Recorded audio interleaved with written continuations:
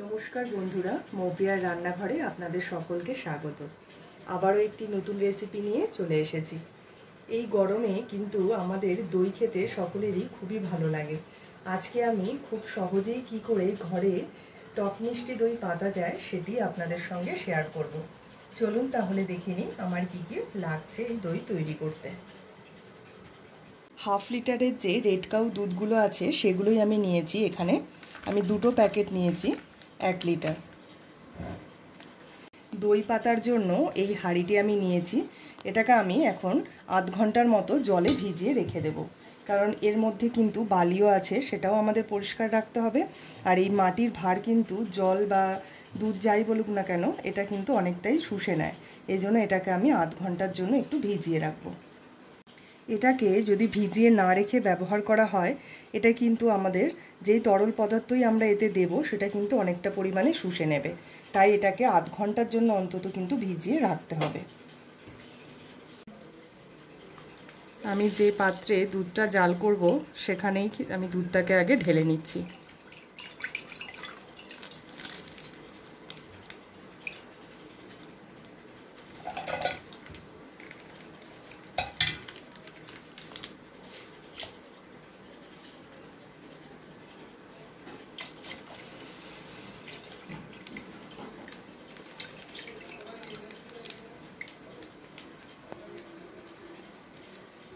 আমি গ্যাসে বসিয়ে দিয়েছি দুধটাকে ফোটাবার জন্য। এখন আমি গ্যাসের আঁচটা একটু বাড়িয়েই রেখেছি। এটা ভালোভাবে ফুটে আসলে তারপরে আমি এটাকে মিডিয়ামে রেখে বারবার করে হাতা দিয়ে নেড়ে নেড়ে এটাকে আমি জাল দেব। দেখুন প্রথম দুধের উথাল চলে এসছে। এবারে আমাদের গ্যাসের আঁচকে কমিয়ে দিতে হবে আর সমানে এই হাতা দিয়ে এটাকে এরকমভাবে নাড়াতে হবে।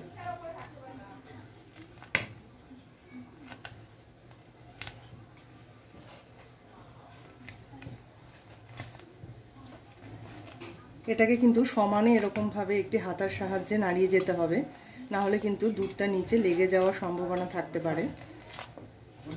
এটাকে কিন্তু জাল দিয়ে দিয়ে একদম একটু কমিয়ে দিতে হবে। যতক্ষণ না দেখবেন দুধে একটি সুন্দর রং এসছে ততক্ষণ পর্যন্ত এটাকে এরকমভাবে কিন্তু আমাদেরকে জাল দিতে হবে। এই দেখুন দুধের সাদা ধপধপে রঙটা কিন্তু একটু চেঞ্জ হয়েছে, আর দুধটা দেখুন কতটা পরিমাণে কমেও এসছে। এইবার এই অবস্থাতেই এবারে আপনাদের চিনিটা দিয়ে দিতে হবে। আমি এখানে 1 লিটার দুধ হিসেবে এখানে আমি হাফ বাটির মতো চিনি নিয়েছি। যেহেতু আমার টক মিষ্টি দই সেহেতু চিনির পরিমাণটা কিন্তু আমি একটু কম নিলাম।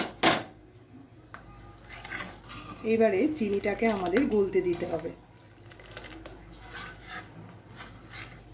গ্যাস বন্ধ করে দিয়েছি। এবারে এই হাতা দিয়ে কিন্তু আমাদের এই দুধটা যতক্ষণ না একটু ঠান্ডা হচ্ছে ততক্ষণ কিন্তু আমাদেরকে ঠিক এরকমভাবেই নাড়িয়ে যেতে হবে। দই পাতবার জন্য এখানে আমি 2 চামচি টক দই নিয়ে নিচ্ছি। এই টক দইটাকে আমাদের খুব ভালোভাবে আগে ফেটিয়ে নিতে হবে। একটা মসৃণ ভাব চলে আসলেই কিন্তু এটা ফেটানো ভালো মতো হয়ে যাবে।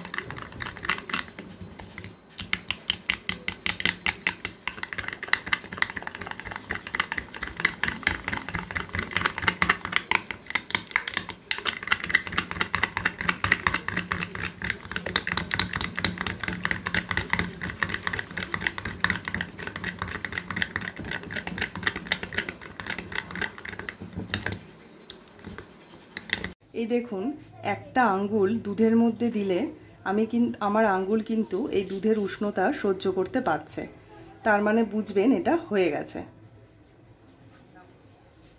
আমি যেই হাঁড়িতে দই পাতবো সেই হাঁড়িটা প্রথমে যেই জায়গায় আমি রাখবো বলে ঠিক করেছি সেখানেই কিন্তু হাঁড়িটা প্রথমে আগে বসিয়ে নিতে হবে। এটাকে কিন্তু দই পাতার পরে আর নাড়ানো যাবে না। এবারে আমি এই ফ্যাটানো দইটা এটার মধ্যে দিয়ে নিচ্ছি।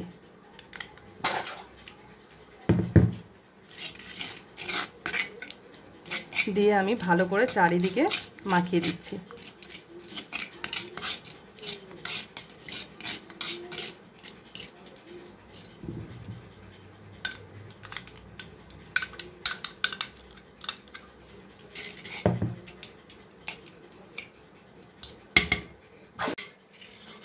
ভালো করে চারিধারে আমি এই দইটাকে মাখিয়ে নিলাম।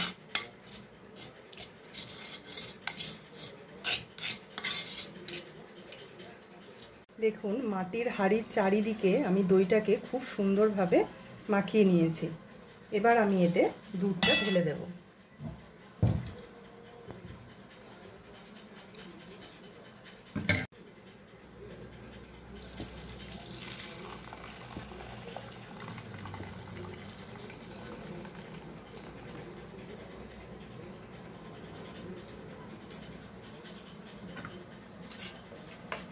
এর সঙ্গে দুধটাকে আমি আরেকটু নাড়িয়ে নিচ্ছি।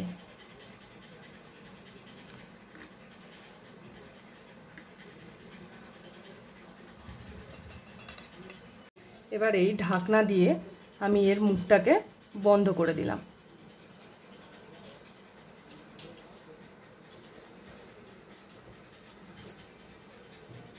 আর একটি মোটা তোয়ালে নিয়েছি আমি, এটা দিয়ে এটাকে খুব ভালো করে কভার করে দিতে হবে যাতে এর মধ্যে গরম ভাবটা বজায় থাকে।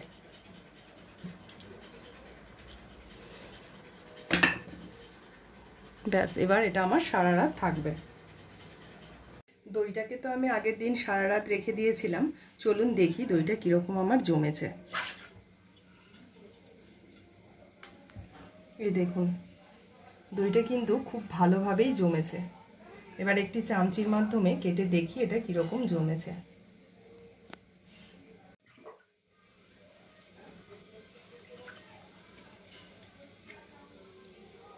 ওই যে দেখুন দইটা আমার কত সুন্দর জমেছে দেখুন।